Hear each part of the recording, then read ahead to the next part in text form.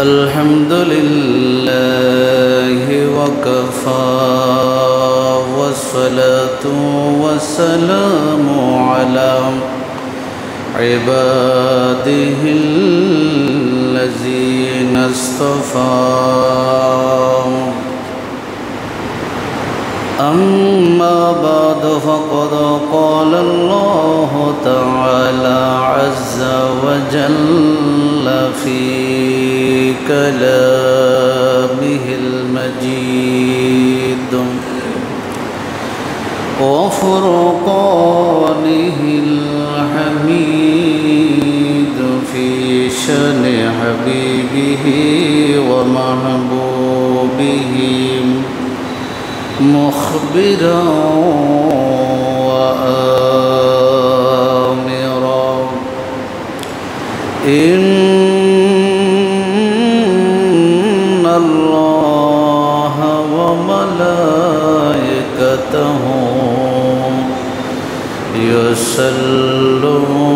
يصلون على النبي يا أيها الذين آمنوا صلوا عليه وسلموا تسليما صلى الله على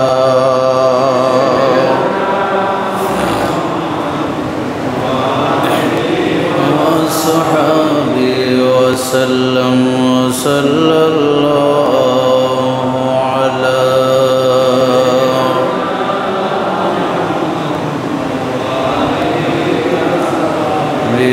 وسلم وصلى الله على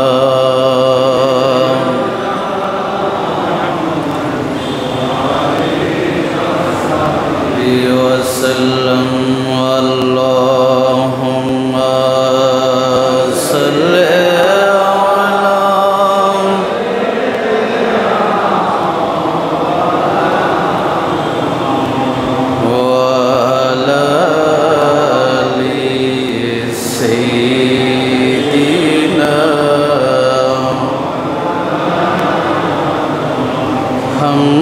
भिखारी वो करीम उनका खुदा उनसे फुजो और ना कहना नहीं आदत रसूलुल्लाह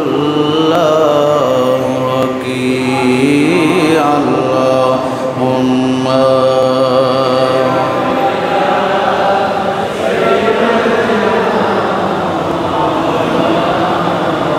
Muhammad ala ali sayyidina la warabbil arsh जिसको जो मिला उनसे मिला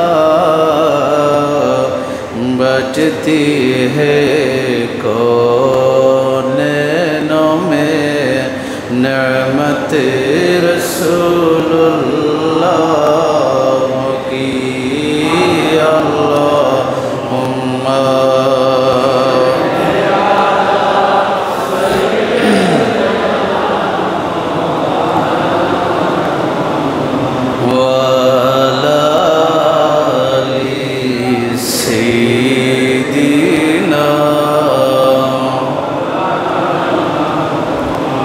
बिस्मिल्लाहिर रहमानिर रहीम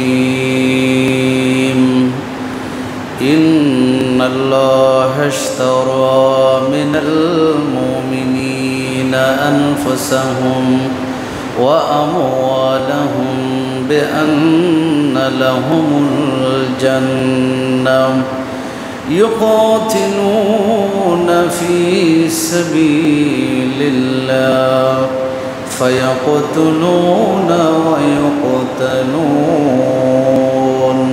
صدق الله مولانا العظيم وصدق رسوله النبي الحبيب الكريم ونحن على ذلك من الشاهدين والشاكرين رب صل وسلم وبارك عليه পবিত্র মুহররমুল হারাম শরীফের চতুর্থ জুমার নামাজ আদায় করবার উদ্দেশ্যে আগত হযরত মুসল্লিয়ান কিরাম মুরব্বিয়ান আযম যুবক ভাইয়েরা রাহিমানি ওয়া রাহিমাকুমুল্লাহ আসসালামু আলাইকুম ওয়া রাহমাতুল্লাহি ওয়া বারাকাতুহু। রব্বুল আলামিনের পবিত্র দরবারে শত কোটি শুকরিয়ার সাজদা আদায় করছি যে মহান রব্বুল আলামিন আহকামুল হাকিমিন আমাদেরকে তার বাইতুল্লাহর মধ্যে আসার এবং বসার, নামাজ, তসবিহ, তাহলিল, দরুদ ও সালামের হাদিয়া পেশ করার তৌফিক দান করেছেন। শুকরিয়া আদায়ার্থে আমরা সকলে একবার বলি আলহামদুলিল্লাহ। সম্মানিত উপস্থিতি, মুহররমুল হারাম শরীফের সবচেয়ে আলোচিত ঘটনা ইমামে হোসাইনের শাহাদত। সেই শাহাদতের গুরুত্ব, আল্লাহর রাস্তায় জিহাদ করার গুরুত্ব এবং ফজিলতের উপরে কিছু আলোচনা করব। সাথে সাথে সৈয়দুশ শুহাদা সৈয়দুনা ইমামে হোসাইন রাদিয়াল্লাহু তাআলা আনহুর শাহাদত শ্রেষ্ঠ সর্বোত্তম একটি শাহাদত ছিল।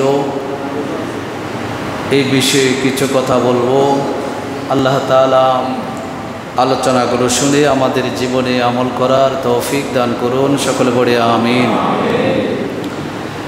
আল্লাহ পাক রব্বুল আলামিন কুরআনুল কারীমের ভিতরে সূরা নিসার 70 নম্বর আয়াতের মধ্যে 69-70 নম্বর আয়াতের মধ্যে পৃথিবীতে যে মানুষগুলো আছে সেই মানুষগুলোর মধ্যে 4 শ্রেণীর মানুষের কথা, বান্দার কথা, আল্লাহর গোলামদের কথা আল্লাহ উল্লেখ করেছেন। যেই আল্লাহর গোলামদের উপরে আল্লাহ তাআলা সন্তুষ্ট ছিল, এখনও আছে, যাদের উপরে আল্লাহ পাক রব্বুল আলামিন আহকামুল হাকিমিন দুনিয়াতেও তাদের উপর অনুগ্রহ প্রকাশ করেছেন, নেয়ামত দান করেছেন এবং কিয়ামতের ময়দানও তাদের উপর আল্লাহর সেই অনুগ্রহ নেয়ামত আল্লাহ দান করবেন। সুবহানাল্লাহ। এবং 5 নম্বরে আল্লাহ তাআলা ঘোষণা দিয়েছেন, যারা এই 4 শ্রেণীর মানুষের সাথে সম্পর্ক কায়েম করবে, সম্পর্ক স্থাপন করবে, একটা রাবেতা তৈরি করবে, রিলেশন স্থাপন করবে, আল্লাহ তাআলা বলেছেন পৃথিবীতে এই রিলেশনের চেয়ে, এই সম্পর্কের চেয়ে উত্তম সম্পর্ক আল্লাহর জগতে, আল্লাহর সৃষ্টি জগতের মধ্যে আর নাই। জোরে বলি সুবহানাল্লাহ। আল্লাহ তাআলা বলছেন, ওয়ামাই ইউতিআল্লাহ ওয়ার রাসূলা, যারা আল্লাহ এবং আল্লাহর রাসূলের আনুগত্য করেছে, ফাউলাইকা মাআল্লাযীনা আনআমাল্লাহু আলাইহিম, তারা ওই সমস্ত আমার বান্দাদের সাথে তাদের হাসর এবং নসর সব কিছু থাকবে, যাদের উপরে আনআমাল্লাহু আলাইহিম, যাদের উপরে আল্লাহ তাআলা নিয়ামত দান করেছেন, অনুগ্রহ দান করেছেন। সেই 4 শ্রেণীর বান্দাগুলো হচ্ছে, নাম্বার 1 হলো মিনান নাবিয়্যিন, সমস্ত আম্বিয়ায়ে কেরাম। দ্বিতীয় নম্বর হলো ওয়াসিদ্দিকিন, সমস্ত সিদ্দিকিন সত্যবাদীগণ। তৃতীয় নম্বর হলো ওয়াশ-শুহাদা, যারা আল্লাহর রাস্তায় শাহাদত বরণ করেছেন তারা।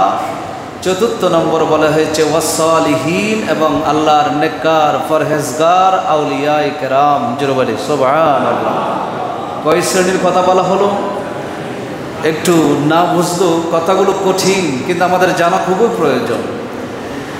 এক শ্রেণীর নাম হলো সমস্ত আম্বিয়াই কেরাম। এদের উপরে আল্লাহ তাআলা নিয়ামত দিয়েছেন, সন্তুষ্টি প্রকাশ করেছেন। কিয়ামতের ময়দানও তাদের উপর আল্লাহ তাআলা সন্তুষ্ট থাকবেন, আল্লাহর নিয়ামত তাদের উপরে থাকবে। দ্বিতীয় শ্রেণী হলো সিদ্দিকিন, সত্যবাদীগণ, যারা যুগে যুগে নবীরা যা নিয়ে এসেছেন, আল্লাহ আসমান থেকে যে কিতাবগুলো নাজিল করেছেন, বিধান নাজিল করেছেন, যারা বিনা প্রশ্নে কোনো ধরনের যুক্তি উপস্থাপন ব্যতীত যখনই আল্লাহর পক্ষ থেকে এসেছে সাথে সাথে আমান্না ওয়াসাল্লামনা বলে বিশ্বাস স্থাপন করেছেন, সেই সমস্ত সিদ্দিকিন এরা দুনিয়াতেও কামিয়াব হয়েছে, কিয়ামতের ময়দানেও তারা কি হবে? কামিয়াব হবেন। আল্লাহ তাদের উপর নিয়ামত দান করবেন। তৃতীয় নম্বর স্তর হলো শুহাদায়ে কেরাম, যারা শহীদ হয়েছেন। এই বিষয়ের উপর আমি আলোচনা করব। যারা শাহাদাত বরণ করেছেন, শাহাদাতের মর্যাদা যারা লাভ করেছেন, আল্লাহর রাস্তায় নিজের জান এবং মাল কোরবান করেছেন, সেই সমস্ত শুহাদায়ে কেরামের উপরে আল্লাহ বলছেন আল্লাহও রাজি, সমস্ত নবীরও রাজি। দুনিয়াতেও তারা নিয়ামত পেয়েছে, তারা হাসরের ময়দানও আল্লাহর নিয়ামত প্রাপ্ত হবেন। জোরে বলি সুবহানাল্লাহ। চতুর্থ নম্বর হলো আল্লাহর আউলিয়ায়ে কেরাম। আল্লাহর আউলিয়ায়ে কেরাম, এই চার শ্রেণীর কথা আল্লাহ তাআলা কোরআনে বলেছেন। আল্লাহ বলেছেন, শেষে এসে বলেছেন ওয়া হাসুনা উলাইকা রফিকা। আল্লাহ বলছেন নবীরা আমার নিয়ামত প্রাপ্ত, সিদ্দিকিনরা আমার নিয়ামত প্রাপ্ত, শুহাদায়ে কেরাম আমার নিয়ামত প্রাপ্ত, আউলিয়ায়ে কেরাম আমার অনুগ্রহ নিয়ামত প্রাপ্ত। কিন্তু তোমরা যারা সাধারণ আছো, তোমরা পেরেশান হইও না, তোমরা টেনশন করো না, চিন্তিত হওয়ার দরকার নাই। তোমাদেরকে আমি রাস্তা বলে দিলাম। ওয়া হাসুনা উলাইকা রফিকা। রফিক শব্দের অর্থ যারা আরবি গিয়েছেন তারা জানেন, শায়েখেরা যারা মালিক তারা রফিক তাআল বলে এভাবে ডাকে। রফিক মানে বন্ধু। এই রফিকা আল্লাহ কোরআনে দিয়েছেন। আল্লাহ বলছেন এই চার শ্রেণীর মানুষ তোমাদের জন্য জীবনে, তোমার জীবনের শুরু থেকে শেষ পর্যন্ত প্রত্যেকটা মুহূর্তের জন্য আল্লাহ বলছেন সর্বোত্তম বন্ধু হলো এই চার শ্রেণীর মানুষ। জোরে বলি সুবহানাল্লাহ। তাহলে আমাদের সম্পর্ক কায়েম করতে হবে কাদের সাথে? নবীদের সাথে। আমাদের সম্পর্ক থাকতে হবে কাদের সাথে? সিদ্দিকিনদের সাথে। আমাদের সম্পর্ক থাকতে হবে শুহাদায়ে কেরামের সাথে। আমাদের সম্পর্ক থাকতে হবে কাদের সাথে? আউলিয়ায়ে কেরামের সাথে। আল্লাহ বলছেন এই সার্সের সাথে তোমার সম্পর্ক যদি তৈরি হয়ে যায়, তুমি যদি রিলেশন স্থাপন করতে পারো, একটা কমিউনিটি যোগাযোগ তাদের সাথে যদি তুমি তৈরি করতে পারো, তোমাদের সাথে তোমার ওঠা বসা যদি হয়ে যায়, আল্লাহ বলছেন তাহলে এই সম্পর্ক আমি আল্লাহর কাছে দুনিয়ার সমুদয় সম্পর্কের চেয়ে এটা সবচেয়ে উত্তম সম্পর্ক। জোরে বলি সুবহানাল্লাহ। এই জন্য নবীদের সাথে সম্পর্ক করা আমাদের প্রয়োজন। নবীদের দরজা বন্ধ হয়ে গেছে, কিন্তু আমার নবী কিয়ামত পর্যন্তর জন্য নবীর সাথে আমাদের সম্পর্ক কিভাবে কায়েম হবে, কোরআন এবং হাদিসের মধ্যে সেগুলো বর্ণনা আছে। আল্লাহ তাআলা নিজেই বলে দিয়েছেন নবীর উপর দরুদ পড়ো, নবীর উপর সালাত পড়ো, সালাম পড়ো, নবীর সাথে সম্পর্ক কায়েম হবে। নবীর কথা মানো, নবীর কথা মতো নিজের জীবন গঠন করো, তাহলে নবীর সাথে সম্পর্ক কায়েম হয়ে যাবে। সিদ্দিকিন আবু বকর সিদ্দিক, উমর ইবনুল খাত্তাব, সাহাবায়ে কেরামের সাথে সম্পর্ক কায়েম করো। সাথে সাথে শুহাদায়ে কেরাম, সেই সৈয়দুশ শুহাদা আমির হামজার সাথে যেভাবে সম্পর্ক কায়েম করা দরকার, উহুদের জমিনে, বদরের জমিনে, খান্দকের জমিনে, তাবুকের জমিনে, ইয়ামামার জমিনে যত সাহাবায়ে কেরাম শাহাদাতের অমীয় সুরা পান করেছেন, সমস্ত সাহাবায়ে কেরামের সাথে শুহাদায়ে কেরামের সাথে সম্পর্ক যেভাবে কায়েম করা দরকার, অনুরূপভাবে কারবালার জমিনে যারা আমার নবীর রক্তে মিশানো সাহাবায়ে কেরাম রক্তে রঞ্জিত ইসলামকে পুনর্জীবন দেওয়ার জন্য নিজের জীবন উৎসর্গ করে দিয়েছেন, সেই সৈয়দুশ শুহাদা ইমামে হোসাইনের সাথে, ইমামে হোসাইনের পরিবারের সাথেও সম্পর্ক কায়েম করা এটা ফরজ। জোরে বলি সুবহানাল্লাহ। এই জিনিসটা বোঝানোর জন্য কথাগুলো বলছি। সুতরাং সাহাবা একরামের সাথে সম্পর্ক কায়েম করতে হবে, শুহাদা একরামের সাথে সম্পর্ক কায়েম করতে হবে। শুহাদা একরামের সাথে সম্পর্ক যখন কায়েম হয়ে যাবে তখন আল্লাহ বলছেন দুনিয়াতে অন্য কোনো সম্পর্ক তোমার প্রয়োজন নাই, এই সম্পর্কটাই তোমার নাজাতের জন্য, তোমার মুক্তির জন্য, তোমার জান্নাত পাওয়ার জন্য, জাহান্নাম থেকে মুক্ত সেই সার্টিফিকেট লাভের জন্য এই সম্পর্কটাই যথেষ্ট। জোরে বলি সুবহানাল্লাহ। আল্লাহ পাক রব্বুল আলামিন এই 4 প্রকারের মানুষের কথা বলেছেন, সেখানে শুহাদা ইকরাম হলো 3 নম্বরে। আল্লাহ কোরআনে বলেছেন যারা শাহাদত বরণ করেছেন তাদের ফজিলতের উপরে আল্লাহ কোরআনে অনেকগুলো আয়াত দিয়েছেন। একটা আয়াত আল্লাহ তাআলা দিয়েছেন সূরা তাওবার ভিতরে 111 নম্বর আয়াত। আল্লাহ তাআলা বলছেন ইন্নাল্লাহা ইশতারা মিনাল মুমিনিনা আনফুসাহুম ওয়া আমওয়ালাহুম বিআন্না লাহুমুল জান্নাতা ইউকাতিলুনা ফি সাবিলিল্লাহ। আল্লাহ প্রথমে এখানে শর্তগুলো বলছেন। আল্লাহ বলছেন সমস্ত মোমেন যারা, সত্যিকার ঈমানদার বান্দা যারা, তাদের থেকে তাদের জান এবং মাল এই দুটি জিনিস আমি আল্লাহ ক্রয় করে নিয়েছি, আমি আল্লাহ তাদের থেকে কিনে নিয়েছি। জিজ্ঞেস করা হয় বিনিময়ে আল্লাহ তুমি কি দিবা? তখন আল্লাহ বলেছেন বিআন্না লাহুমুল জান্নাহ, বিনিময়ে আমি তাদেরকে জান্নাত দান করব। জোরে বলে সুবহানাল্লাহ। যদি ঈমানদার হই, ঈমানদারের জান এবং মাল এই দুটি জিনিস আল্লাহ কিনে নিয়েছেন এবং বিনিময়ে আল্লাহ বলেছেন তোমাদের জন্য কি রয়েছে? জান্নাত রয়েছে। এখন প্রশ্ন করা হবে আল্লাহ আমাদের জন্য কাজ কি? আমাদের জান মাল তুমি কিনে নিয়েছ, বিনিময়ে আমাদেরকে জান্নাত দান করবা, তাহলে আমাদের কাজ কি? আল্লাহ পাক রব্বুল আলামিন সেটাই বলছেন ইউকাতিলুনা ফি সাবিলিল্লাহ, তারা আল্লাহর রাস্তায় দ্বীন ইসলাম কায়েম করার জন্য, আল্লাহর দ্বীনের বিধান, কোরআন সুন্নাহর বিধান প্রতিষ্ঠা করার জন্য তারা লড়াই করবে। জোরে বলি না সুবহানাল্লাহ। ফায়াকতুলুন, তারা নিজেরও মারা যাবে, তারা অন্যদেরকে হত্যা করবে, মারবে। ওয়ায়ুক্তালুন, তারা নিজেরাও মরবে। ওয়াদান আলাইহি হাক্কা, এটা সত্যিকার একটি ওয়াদা, যেই ওয়াদার কথা ফিত তাওরাত ওয়াল ইনজিল ওয়াল কুরআন, আল্লাহ বলে এটা তাওরাতও বর্ণিত আছে, ইনজিল কিতাবও বর্ণিত আছে, কোরআনও বর্ণিত আছে। এবং আল্লাহ বলছেন ওয়ামান আউফা বিআহদিহি মিনাল্লাহ, হে আমার বান্দারা তোমরা মনে রেখো আল্লাহর চেয়ে ওয়াদা পূর্ণকারী দুনিয়াতে আর কেউ কোনো সত্তা পৃথিবীতে নাই। সবচেয়ে সম্পূর্ণ পরিপূর্ণ ওয়াদা পালন করে একমাত্র হলো আল্লাহ। এই জন্য আল্লাহ বলছেন ফাস্তাবশিরু বিবাইকুমুল্লাযী বায়াতুম বিহি, তোমরা যেই বেচা কিনা আমার সাথে করেছো সেই বেচা কিনার কারণে তোমরা একটা শুভ সংবাদ গ্রহণ করো, সেটা হচ্ছে ওয়াযালিকা হুয়াল ফাওজুল আজিম, এটাই হলো তোমাদের দুনিয়া এবং আখিরাতে সবচেয়ে বড় সফলতা। জোরে বলে সুবহানাল্লাহ। আল্লাহ এই আয়াতের মধ্যে সেই জিহাদের কথা বলেছেন, যেই ইসলাম দ্বীন ইসলামকে প্রতিষ্ঠা করার জন্য, দ্বীনের বিধান কায়েম করার জন্য নিজের জান উৎসর্গ করা, নিজে মরবে অথবা মারবে, এই ধরনের পরিবেশে জিহাদ করা, সেই জিহাদের কথা আল্লাহ তাআলা এই আয়াতের মধ্যে বলেছেন। এখানে একটা বিষয় আমাদের খেয়াল রাখতে হবে, জিহাদ এবং জঙ্গিবাদ, জঙ্গিবাদ মানে সন্ত্রাসবাদ এক জিনিস নয়। জিহাদ যারা মুজাহিদ হয় তাদের ফজিলত আছে, যারা জঙ্গিবাদী হয়, যারা সন্ত্রাসবাদী হয় তাদের কোনো ফজিলত নাই। মুজাহিদ হলে আল্লাহর কাছে পছন্দনীয়, নবীর কাছে পছন্দনীয়, সর্বোপরি জান্নাতের মালিক হবে, সেই নিশ্চয়তা কোরআন এবং হাদিসের মধ্যে দেওয়া আছে। কিন্তু সন্ত্রাসবাদ যারা করে, জঙ্গিবাদী যারা হয়, তাদের জন্য কোনো নিয়ামত নাই, বরঞ্চ তাদের জন্য ঘৃণা, তাদের জন্য জাহান্নামের শাস্তি আল্লাহ নির্ধারণ করে রেখেছেন।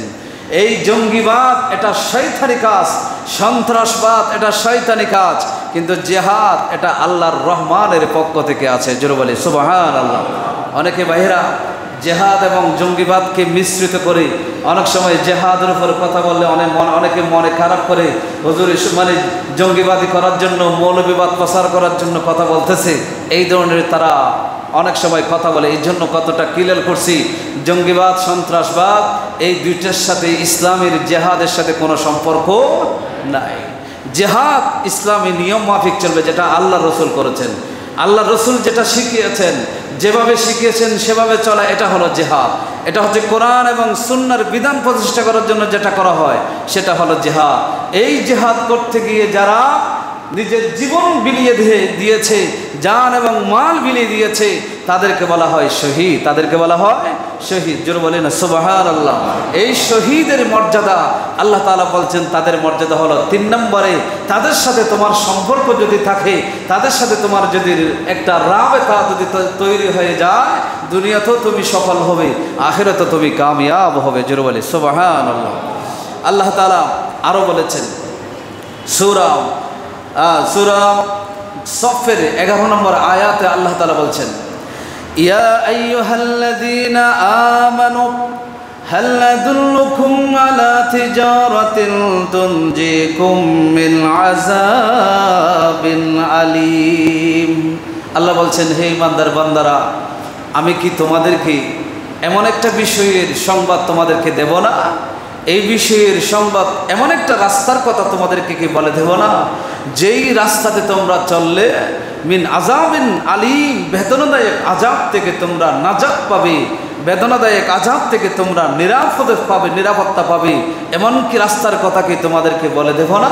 আল্লাহ নিজেই বলছেন, তুমিনুনা বিল্লাহ, সেই রাস্তা হলো আল্লাহর প্রতি তোমরা ঈমান আনবে, ওয়া রাসূলিহি, রাসূলের প্রতি ঈমান আনবে, ওয়া তুজাহিদুনা ফি সাবিলিল্লাহি বিআমওয়ালিকুম ওয়া আনফুসিকুম, তোমরা তোমাদের জান এবং মাল দিয়ে আল্লাহর রাস্তায় জিহাদ করবে। জোরে বলে সুবহানাল্লাহ।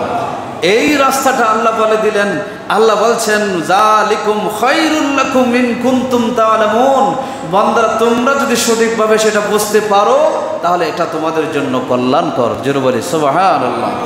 তাহলে বোঝা যায় আল্লাহ তাআলা আরো অনেক ওয়াদা করেছেন, ইয়াগফির লাকুম যুনুবাকুম, এটার মাধ্যমে তোমাদের জীবনের গুনাহ মাফ হয়, ওয়া ইউদখিলকুম জান্নাতিন তাজরি মিন তাহতিহাল আনহার, ওই জান্নাতে তুমি প্রবেশ করতে পারবা যেই জান্নাতের পার্শ্ব দিয়ে নদী সমূহ, নহর সমূহ প্রবাহিত, ওয়া মাসাকিনা তাইয়্যিবাতাম ফি জান্নাতি আদনিন, জান্নাতুল আদনের মধ্যে তোমার জন্য পবিত্র বাসস্থান থাকবে।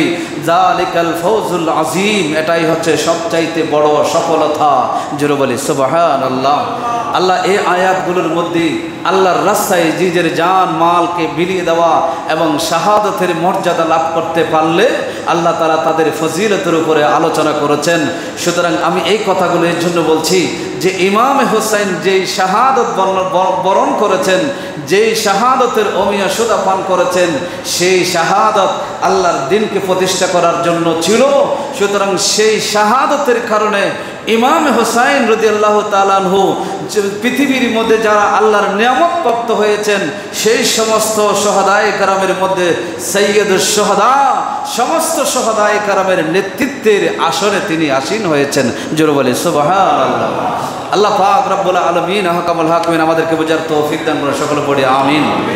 সম্মানিত উপস্থিতি, আমাদের বর্তমান পরিস্থিতি এটার উপর বলছেন আমি শুধু, আমরা যে কোনো সময়, আমরা ছোটকাল থেকে দেখে আসছি, যে কোনো জায়গায় কেউ একজন কোনো কারণে মারা গেল, তখন আমরা তাকে শহীদ, এই ফতোয়া আমরা দিয়ে থাকি। এই যে ওমর শহীদ হয়ে গেল, আমি বর্তমান প্রেক্ষাপটের দিকে টেনে বলছি না, আমি কথা প্রসঙ্গে কথাগুলো বলছি। শহীদ এটা 2 ধরনের হতে পারে। একটা শহীদ, এটা কিতাবুল ফিকা যা আছে, সমস্ত ফিকার কিতাবও আছে, হাদিসের কিতাবও আছে, সমস্ত সবগুলো আমি দেখে বলছি। শহীদ 2 ধরনের হতে পারে।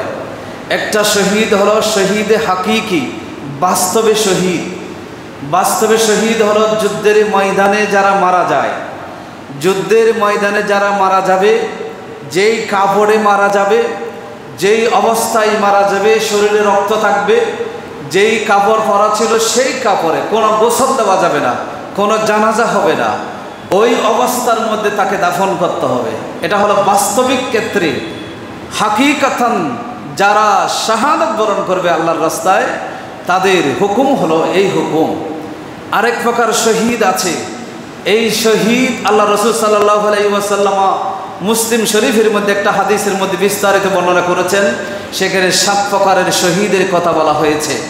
আমি এক সময় কোন কোন কাজ হলে যারা সোজা জান্নাতে চলে যাবে, বিনা হিসাবে চলে যাবে, এই বিষয়ের উপর আলোচনা করতে গিয়ে তাদের কথাগুলো আপনাদের সামনে আমি উপস্থাপন করেছিলাম।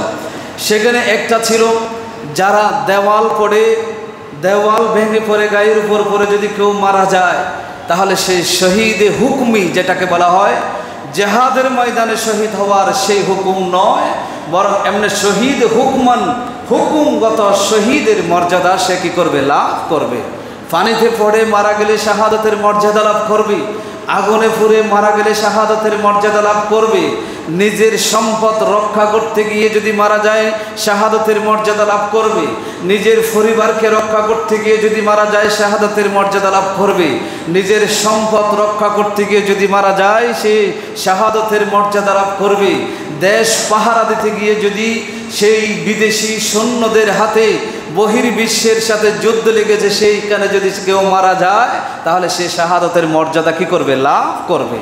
এভাবে কিছু কথা, কতগুলো শহীদের কথা যেগুলো শহীদে হুকমি। এই অবস্থায় কেউ যদি মারা যায় তাদেরকে গোসলও দিতে হবে, তাদেরকে জানাজাও পড়তে হবে, তাদেরকে শরীয়তের অন্যান্য সাধারণ মৃত ব্যক্তির নিয়ম অনুযায়ী তাদেরকে কি করতে হবে? দাফন করতে হবে। এগুলো হলো শহীদে হুকমি। আসল শহীদ সেটা হলো শহীদে হাকিকি। সুতরাং কেউ যখন আমার অগোচরে যদি মারা যায়, আমি দেখি নাই দেওয়াল পরে মারা গিয়েছে কিনা, নিজের সম্পদ রক্ষা করতে গিয়ে মারা গিয়েছে কিনা, নিজের পরিবারকে রক্ষা করতে গিয়ে মারা গিয়েছে কিনা, আগুনে পুড়ে মারা গিয়েছে কিনা, গাড়িতে অ্যাক্সিডেন্ট করে মারা গিয়েছে কিনা, পানিতে ডুবে গিয়ে মারা গিয়েছে কিনা, হয়তো আমি জানি না, আমি দেখি নাই, তাহলে এই ক্ষেত্রে তাকে শহীদ বলা যাবে কিনা? অথবা আল্লাহর রাস্তায় জেহাদ করতে বের হয়েছে, ঘরে সমাজে পরিবারে এই কথা বলেছে, কিন্তু সে জেহাদ করতে গিয়েছে বলেছে, কিন্তু আসলে সে যখন মারা গিয়েছে তাকে আসলে শহীদ বলা যাবে কিনা, সেই বিষয়ে কিছু হাদিস সামনে এসেছে। যেই হাদিসগুলো আমি আপনাদেরকে শোনাতে চাই, এগুলা শুনলেই আপনারা নিজেরাই বুঝতে পারবেন তাকে আমি শহীদ বলতে পারবো কিনা। 1 নম্বর হাদিস হযরতে আবু হুরায়রা রাদিয়াল্লাহু তাআলা আনহু বর্ণনা করছেন, বুখারী শরীফের মধ্যে এসেছে 2803 নম্বর হাদিস।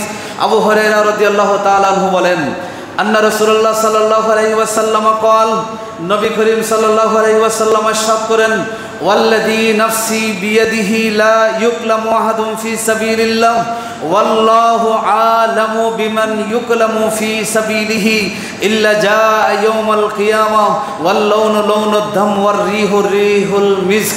নবী করিম সাল্লাল্লাহু আলাইহি ওয়াসাল্লাম শপথ করে বলছেন, আল্লাহর কসম করে বলছি, ওই সত্তার কসম যার কুদরতি হাতে আমি মুহাম্মদুর রাসূলুল্লাহ সাল্লাল্লাহু আলাইহি ওয়াসাল্লামের প্রাণ রয়েছে, তার শপথ করে বলছি, আল্লাহর রাস্তায় জিহাদ করতে গিয়ে এই কথা বলে যারা আঘাতপ্রাপ্ত হয়েছে, এতটুকু বলার পরে রাসূল বলতেছেন, আল্লাহু আলাম বিমান ইউকলামু ফি সাবিলিল্লাহ, কিন্তু আল্লাহর রাস্তায় কে আঘাতপ্রাপ্ত হয়েছে, কার শরীর থেকে রক্ত প্রবাহিত হয়েছে, কার শরীরে বোমার আঘাত লেগেছে, তরবারের আঘাত লেগেছে, গুলির আঘাত লেগেছে, এটা আল্লাহই ভালো জানে।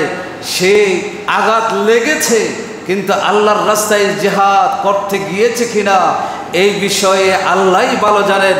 যদি প্রকৃতপক্ষে যদি সে এই ধরনের আঘাত যদি পেয়ে থাকে, তার শরীর থেকে যদি রক্ত ঝরে থাকে, রাসূল সাল্লাল্লাহু আলাইহি ওয়াসাল্লাম বলছেন, ওয়াল লাউনু লাউনুদ দাম, সেই রক্তের কালার যেই লাল, সেই রঙের কালার থাকবেই, কিন্তু ওয়ার রিহু রিহুল মিস্ক ইয়াউমাল কিয়ামা, কিয়ামতের ময়দানে সেই রক্ত থেকে মিস্ক আম্বরের সুগন্ধি বের হবে। জোরে বলি সুবহানাল্লাহ। আল্লাহ রাসূল সাল্লাল্লাহু আলাইহি ওয়াসাল্লাম দুনিয়াতে সব কিছু জানেন।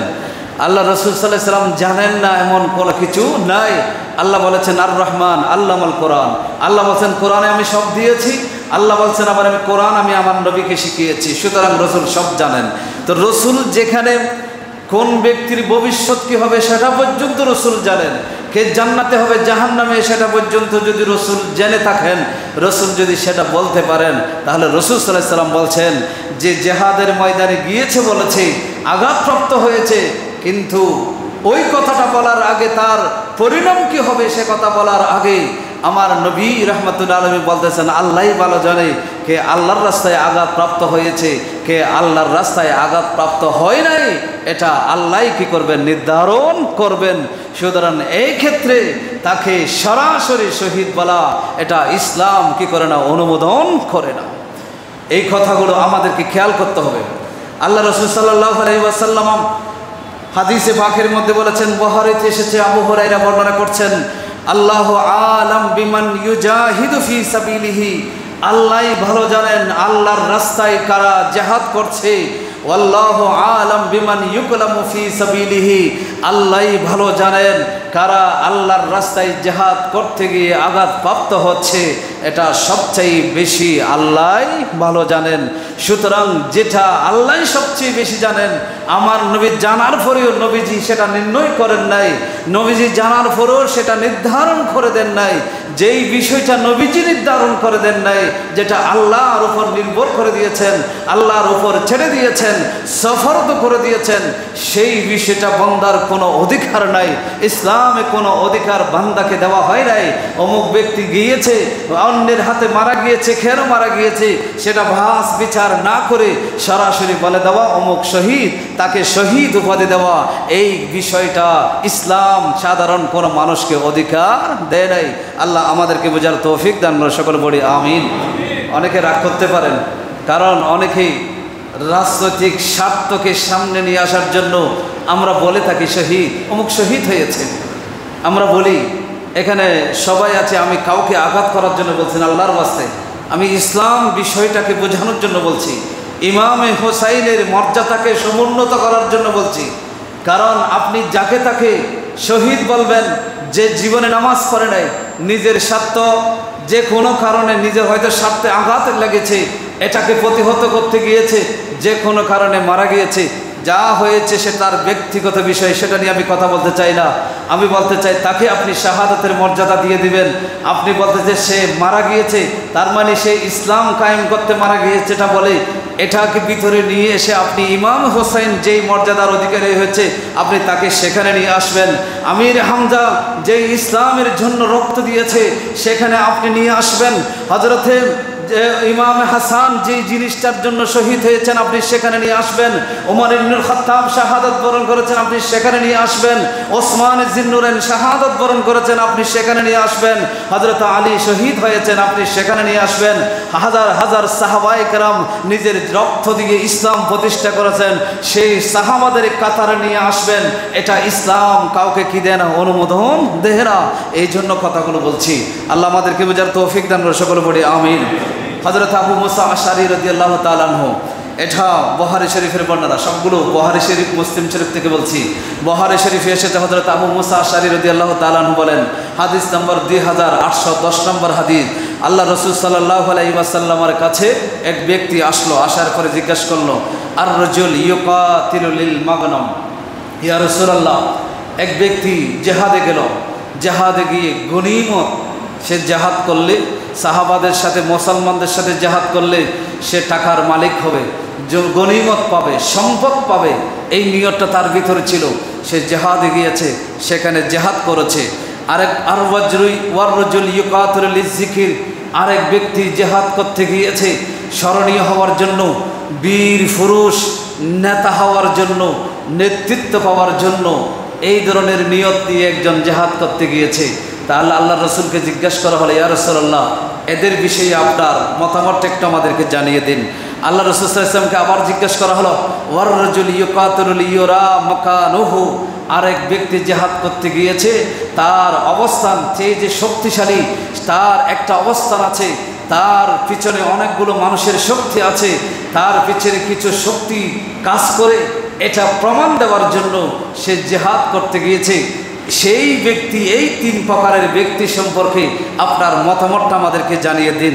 রাসূল সাল্লাল্লাহু আলাইহি ওয়াসাল্লাম গনিমত হাসিলের জন্য এটা স্পেসিফিকলি বলেন নাই, মকান হাসিলের জন্য অবস্থা তৈরি করার জন্য যে গিয়েছে তার কথা বলেন নাই, স্মরণীয় খ্যাতি লাভ করার জন্য যে গিয়েছে তার কথাও না বলে রাসূল সংক্ষেপে উত্তর দিলেন এতটুকু বলে, ওয়া মাফামান ফি সাবিলিল্লাহ ক্বালা মান কাতালা লিতাকুনা কালিমাতুল্লাহি হিয়াল উলিয়া ফাহুয়া ফি সাবিলিল্লাহ। ও আমার সাহাবায়ে কেরাম শুনো, গনিমত হাসিল করা এটা ইসলামের সাথে সম্পর্কিত নয়। নিজে খ্যাতি লাভ করা, যশ খ্যাতি লাভ করা এটা ইসলামের সাথে সম্পর্কিত নয়। দুনিয়ার মধ্যে নেতৃত্ব লাভ করা জিহাদের মাধ্যমে এটা ইসলামের সাথে সম্পর্কিত নয়। তবে হ্যাঁ, যেই ব্যক্তি শুধুমাত্র কেবলমাত্র একমাত্র আল্লাহর দ্বীনকে পৃথিবীর জমিনে সমুন্নত করার জন্য, আল্লাহর আইন বাস্তবায়ন করার জন্য জীবন দিয়েছে, সে একমাত্র শাহাদাতের মর্যাদা লাভ করবে। জোরে বলে সুবহানাল্লাহ। কথাগুলো আপনারা বুঝতে পারছেন? সুতরাং যাকে তাকে শহীদ বলে প্রকৃত শহীদদেরকে অপমান করা এটা ইসলাম অনুমোদিত নয়। সুতরাং আমাদেরকে এই ক্ষেত্রে খেয়াল করতে হবে, ইমামে হোসেন শাহাদাতের মর্যাদা লাভ করেছেন, নিজের জান মাল পরিবার ইজ্জত আবরু সব কিছু কারবালার জমিনে দিয়েছেন। সেই সম্মানটুকু যাকে তাকে দিয়ে দেওয়ার জন্য নয়, এটা স্পেসিফিকলি আল্লাহর পক্ষ থেকে বিশেষ একটা নিয়ামত। এই নিয়ামত এর বিষয়টা কদর আমাদেরকে করতে হবে। ইমামে হোসেনের সেই মান সম্মানের যেন ক্ষতি না হয় সেদিকেও আমাদেরকে খেয়াল করতে হবে। আল্লাহ আমাদেরকে বুঝার এবং আমল করার তৌফিক দান করুন, সকলে পড়ি আমিন। আরও হাদিস এসেছেন, বুখারী শরীফের মধ্যে এসেছে 2786 নম্বর হাদিস। আজকে গিয়ে খুলে দেখবেন, অনলাইনে আছে এবং বিভিন্ন মোবাইলে অ্যাপস আছে বাংলা, সেখানে খুলে দেখবেন। সেই কিতাবের মধ্যে সে হযরত আবু সাঈদ খুদরী রাদিয়াল্লাহু তাআলা আনহু তিনি হাদিস বর্ণনা করছেন, কিলা ইয়া রাসূলুল্লাহ আইয়ুন নাস আফজালু, জিজ্ঞেস করা হয় ইয়া রাসূলুল্লাহ কোন মানুষ সবচাইতে উত্তম? ফাকালা রাসূলুল্লাহ সাল্লাল্লাহু আলাইহি ওয়াসাল্লাম মুমিনুন ইউজাহিদু ফি সাবিলিল্লাহি বিনাফসিহি ওয়া মালিহি। আল্লাহ রাসূল সাল্লাল্লাহু আলাইহি ওয়াসাল্লাম বলেন, জান এবং মাল দিয়ে যারা আল্লাহর কালিমার পতাকাকে উড্ডীন করার জন্য, ইসলামী আইন বাস্তবায়ন করার জন্য যারা নিজের জান মাল দিয়ে জিহাদ করে, সেই ব্যক্তি হলো সবচাইতে উত্তম। জোরে বলে সুবহানাল্লাহ। সেটা যদি না হয় কি করতে হবে? আল্লাহ রসুলকে জিজ্ঞাসা করা হলে ইয়া রাসূলুল্লাহ এরপরে কি হবে? রাসূল সাল্লাল্লাহু আলাইহি ওয়াসাল্লাম বলেন, তাহলে দ্বিতীয় স্তর হলো ওই ব্যক্তি সবচাইতে উত্তম যেই ব্যক্তি দেখছে এই সমাজে সত্য কথা বলা যায় না, এই সমাজ ইসলাম প্রতিষ্ঠা করার পথ রুদ্ধ হয়ে গেছে, হয়তো যে কোনো এক সময় যে কোনো এক বান্দার মাধ্যমে আল্লাহ হয়তো পরিবেশ সৃষ্টি করতে পারে। সুতরাং হয়তো নিজেকে বাঁচানোর জন্য অথবা আমার অনিষ্ট থেকে অন্য সমাজের মানুষগুলোকে বাঁচানোর জন্য নিজে জঙ্গলের গুহায় গিয়ে ইবাদতে লিপ্ত হওয়া, এটাই সবচাইতে উত্তম। জোরে বলে সুবহানাল্লাহ। আল্লাহ রাসূল সাল্লাল্লাহু আলাইহি ওয়াসাল্লাম আমার মনে হয় 1400 বছর 1500 বছর পূর্বে সব কিছু বর্তমান প্রেক্ষাপট সহ কিয়ামত পর্যন্ত যত পরিস্থিতি আসবে সবগুলো নবুয়তের রাডারে দেখে দেখে, নবুয়তের চোখে দেখে দেখে সবগুলো বর্ণনা করেছেন। আল্লাহ রসুল কীভাবে বর্ণনা করেছেন সবগুলো মিলে যায়, সবগুলো প্রত্যেকটা সময়ের সাথে। আজ থেকে 200 বছর আগে যেভাবে মিলে যেত এখন যেভাবে মিলে যায়, আজ থেকে হয়তো 200-1000 বছর পরও যদি সেগুলো আছে, দেখবেন আল্লাহ রসুলের হাদিসগুলো সেগুলোর সাথে মিলে যাবে। সুতরাং এই জন্য আমাদেরকে এই বিষয়ে খুব সাবধানতার সাথে আমাদের আমল করা দরকার, কথা বলা দরকার। আল্লাহ আমাদের সকলকে বোঝার তৌফিক দান করেন, সকল পড়ি আমিন। সংক্ষেপে দুটি কথা বলবো, শাহাদাতের মর্যাদার বিষয়ে কথা বলবো। প্রথম, ইসলামের প্রথম যুদ্ধ বদরের যুদ্ধ। আপনারা জানি কেন? আমরা সবাই নাম জানি। কোন যুদ্ধ? বদরের যুদ্ধ। এখানে কয়জন সাহাবা শাহাদাত বরণ করেছিলেন? কথা বলে 14 জন। কয়জন? 14 জন সাহাবা শহীদ হয়েছিলেন। তাদেরকে দাফন করা হলো। তাদেরকে যখন যারা হজ করতে গিয়েছেন তারা অবশ্যই সেই বদরি সাহাবীদের কবর, সেই মাজারগুলো কোথায় আছে আপনারা দেখে এসেছেন। যারা যান নাই আল্লাহ সবাইকে যাবার তৌফিক দান করুন, সকলে বলে আমিন।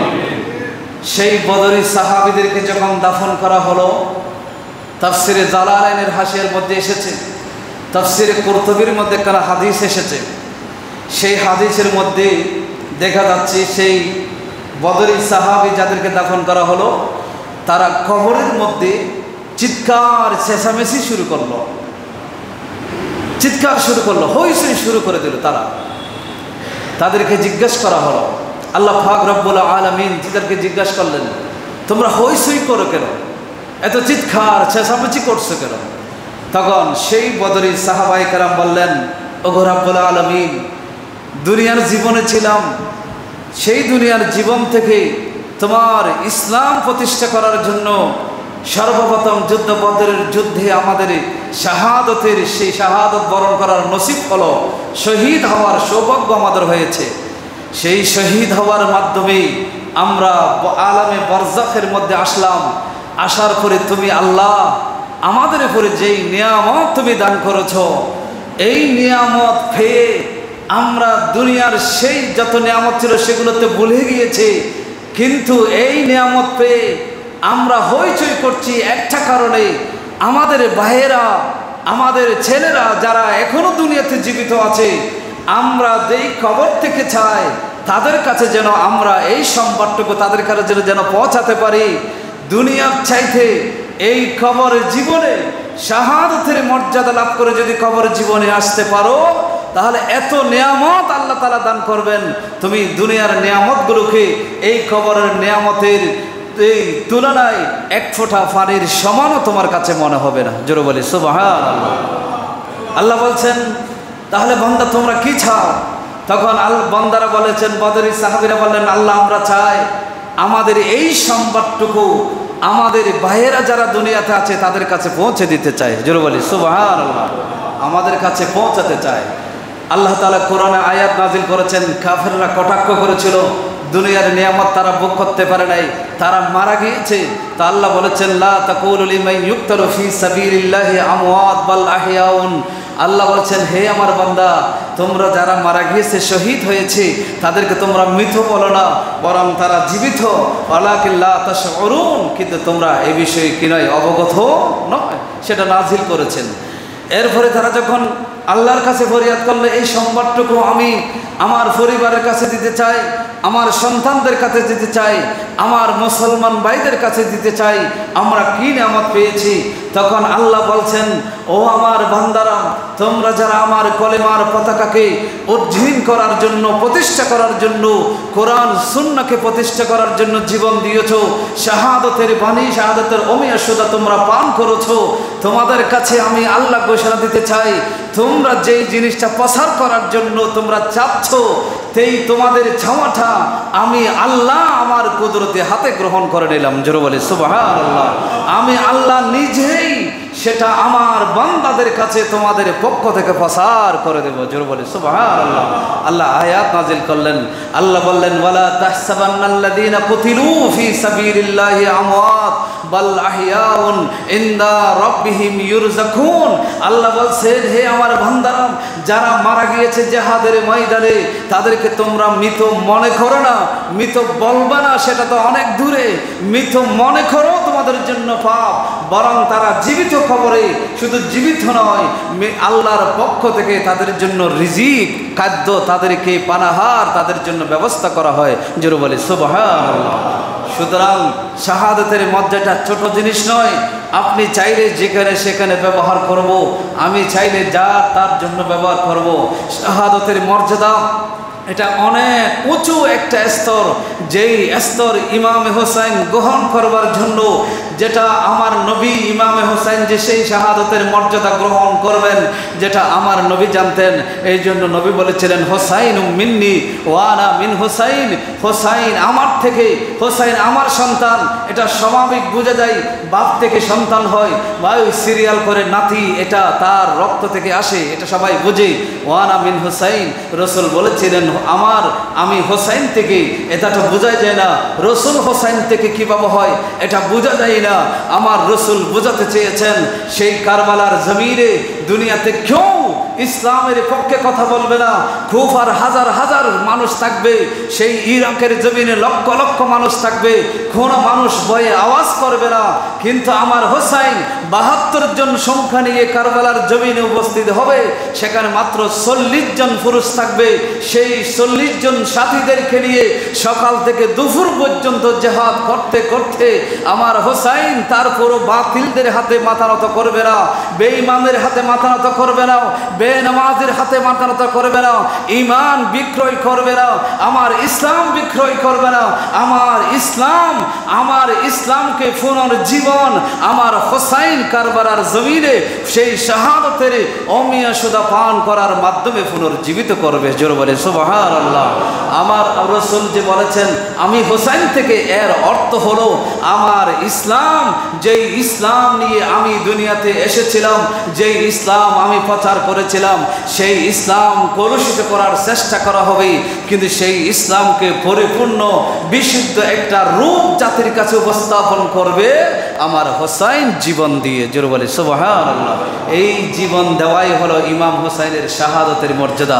ইমামে হোসাইন পরিবার রক্তাক্ত হয়েছে, নিজের দুধের শিশু, 6 মাসের শিশু পানি না পেয়ে বিষাক্ত তীরের আঘাতে জীবন উৎসর্গ করেছে। নিজের সাথীরা যারা ছিল সবাই নিজের জীবন উৎসর্গ করেছে। ইমাম হাসান রাদিয়াল্লাহু তাআলা আনহুর ছেলে ছিল, সেই ছেলে নিজের জীবন উৎসর্গ করেছে। নিজের সমস্ত আত্মীয় মুসলিম বিন আকিলের 2 শিশু, ছোট্ট শিশু, তারাও জীবন উৎসর্গ করেছে। ফোরাত নদীর পানি ইমামে হোসাইন পান করতে পারে নাই, পানি বন্দি করে রাখা হয়েছে। ইমাম হোসাইন চাইলে তো পানি হাতের মধ্যে চলে আসলো, কিন্তু ইমাম হোসাইন সেটা চাই নাই। ইমাম হোসাইন ইসলামকে পুনর্জীবিত করতে চেয়েছেন, বাতিল শক্তিকে রুখে দিতে চেয়েছেন। সেই বাতিল শক্তিকে রুখে দেওয়ার মাধ্যমে ইমাম হোসাইন যখন ইসলামকে পুনর্জীবিত করলো, তখন আমার নবী বলেছেন আনা মিন হোসাইন, আমি হোসাইনের মাধ্যমে পুনর্জীবিত হয়েছি। জোরে বলে সুবহানাল্লাহ। এটাই প্রমাণিত হয়। সুতরাং আমাদেরকে, আমি যে কথাগুলো আপনাদের, যে মেসেজটা আপনাদেরকে দিতে চাই, শাহাদাতের মর্যাদা এটা ছোটোখাটো বিষয় নয়, এটা অনেক উপরের একটা মর্যাদা। এটা আল্লাহ তাআলা যে 4টি স্তরে নিয়ামত দিয়েছেন, তার মধ্যে 3য় নম্বর হলো এই মর্যাদা। এই মর্যাদায় যারা অভিষিক্ত হয়, এই মর্যাদা যারা লাভ করে, আল্লাহ বলেছেন তাদেরকে আল্লাহ রিজিক দেন। মুসলিম শরীফের হাদিসের মধ্যে এসেছে, সবুজ একটা পিঞ্জিরার মধ্যে তাদের রূহ থাকে, সেখান থেকে তারা জান্নাতে থাকে। জান্নাতে যেখানে ইচ্ছা সেখানে তারা ভ্রমণ করতে পারে, যেখানে ইচ্ছে সেখানে ভ্রমণ করতে পারে। কিয়ামত যখন কায়েম হবে, তাদের সেই দেহের ভিতরে সেই রূহটা আল্লাহ পুনর্স্থাপন করে দিবেন। এত মর্যাদা শাহাদাতের উপর আল্লাহ রেখেছেন। এই জন্য ওমর রাদিয়াল্লাহু তাআলা আনহু বর্ণনা করতেন, দোয়া করতেন বুখারী শরীফের মধ্যে, ওই যে কিতাবুল বাবু জিয়ারাতিল মদিনা, এটা লাস্ট হাদিস হলো এই হাদিসটা, আল্লাহুম্মা রযুকনি শাহাদাতাম ফি সাবিলিকা ওয়াজআল মাউতি ফি বালাদি রাসূলিকা সাল্লাল্লাহু আলাইহি ওয়াসাল্লাম। বলতেন, ইয়া আল্লাহ, আমাকে তোমার রাস্তায় শাহাদাতের মর্যাদা রিজিক দান করো, এবং তোমার রাসূলের শহরে আমাকে মৃত্যু দান করো। জোরে বলি সুবহানাল্লাহ। এটা ওমর রাদিয়াল্লাহু তাআলা সব সময় দোয়া করতেন। এই জন্য ওমর রাদিয়াল্লাহু তাআলা আনহু আবু লুলুর ছুরির আঘাতেই শাহাদাত বরণ করেছিলেন। তিনি নামাজের মধ্যে ছিলেন, যেই মেহরাবে রাসূল নামাজ পড়িয়েছেন সেই মেহরাবের মধ্যে ছিলেন, সেই জায় নামাজের মধ্যে ছিলেন, সেখানে শাহাদাত বরণ করেছেন। দোয়া আল্লাহ কবুল করেছেন। এখনও যারা শাহাদাতের জন্য দোয়া করবে, তারা যদি ঘরেও যদি মারা যায়, তাদের বিছানায়ও যদি মারা যায়, আল্লাহ শাহাদাতের মর্যাদা তাকে দান করবেন। জোরে বলে সুবহানাল্লাহ। এটা শাহাদাতের হুকমি হবে, শাহাদাতের মর্যাদা তাকে দান করা হবে, শাহাদাতের ফজিলত তাকে দেওয়া হবে। তবে ইমামে হোসেন যেই শাহাদাত বরণ করেছেন, আমির হামজা যেই শাহাদাত বরণ করেছেন, সেই শাহাদত নয়, শাহাদাতের মর্যাদা তাকে দেওয়া হবে। আল্লাহ আমাদের সকলকে বোঝার তৌফিক দান, সকলে পড়ে আমিন। অনেক কথা, এগুলো বলতে গেলে আসলে সময় বেশি লাগে, এই জন্য আমি আর বাড়াচ্ছি না। আগামী জুমার মধ্যে ইনশাআল্লাহ যে ইমামে হোসাইন যে মকামে রেজাকে লক্ষ্য করে ইমামে হোসেন তার জীবন উৎসর্গ করেছেন, সে বিষয়ের উপর কিছু কথা বলবো। মুহররম মাস শেষ হবে। আল্লাহ পাক রব্বুল আলামিন হাকামুল হাকিমিন আমাদের আমল, আমাদের সব কিছুকে আল্লাহ কবুল করুন, সকলে পড়েন আমিন। আগামী রবিবার, গত শনিবারে যে মাহফিল হওয়ার কথা ছিল, সেই মাহফিলটা আগামী রবিবার বাদ ইশা ইনশাআল্লাহ এই মসজিদে অনুষ্ঠিত হবে। আপনাদেরকে দাওয়াত দেওয়া হয়েছে।